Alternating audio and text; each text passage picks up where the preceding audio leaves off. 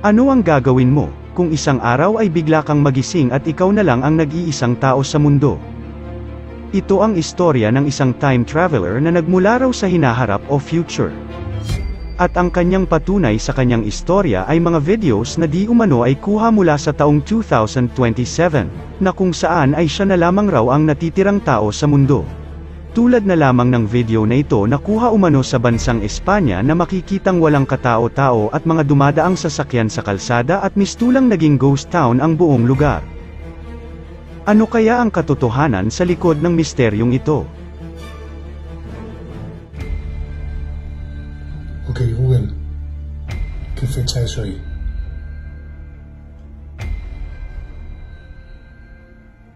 Es domingo, 21 de marzo de 2027.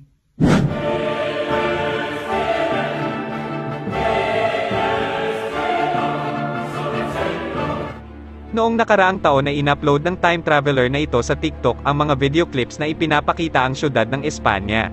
Ang nakapagtataka sa mga video na ito ay mistulang abandonadong ghost town ang lugar o syudad kahit na tinatayang nasa 2.5 milyon ang populasyon rito. Wala ni isang tao at hayop sa nasabing lugar. May mga nakapark na sasakyan, ngunit walang umaandar kagaya ng lagi nating nakikita sa pang-araw-araw na buhay. Ang pinakaunang video na in-upload ng time traveler na ito ay noong February 13, 2021.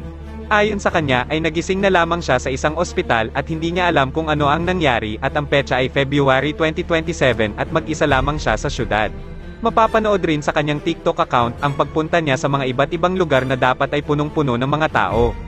Sa mga pinapakita niyang videos ay wala kang makikita ni isang tao na para bang ang nangyari ay may mothership na bumaba sa Earth at sa isang kisap mata lamang ay kinuha lahat nito ang mga tao at mga hayop. Nakilala siya ng mga tao sa pangalan na Javier at naging usap-usapan ang kanyang mga video sa TikTok. Hindi naman nakasisigurado si Javier na siya ay nag-time travel, ngunit sa tingin niya ay napunta siya sa isang alternate reality.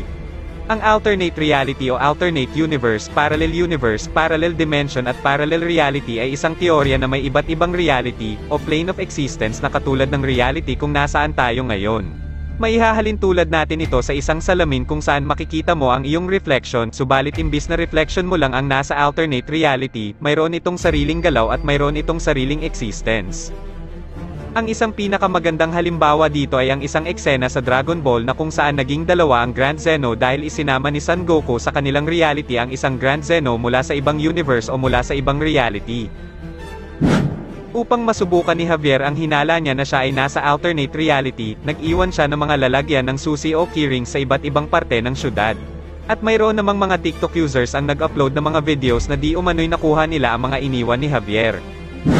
Magmula noong mag-upload siya noong February 13, 2021 ay malimit na siyang mag-upload ng maiikling video clip sa TikTok kung saan pinapakita niya ang mga abandonadong kalsada at mga gusali.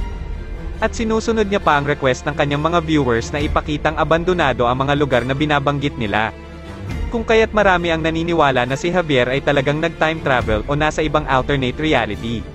Ngunit marami ang nagsasabi o nagdududa na ang mga videos raw ni Javier ay tila kinuha niya noong kasagsagan ng lockdown dahil sa pandemya. Makikita sa videos ni Javier na talagang napakalinis ng lugar na kanyang pinupuntahan ngunit wala ni isang tao.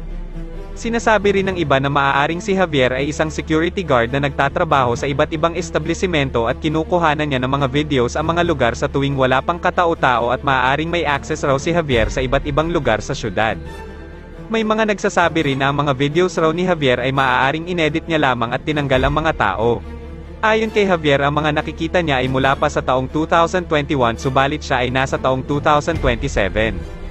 Ayon pa mismo sa kanya, gusto ko lamang linawin na nandito ako sa taong 2027 subalit ang lahat ng aking nakikita ay mula pa noong 2021.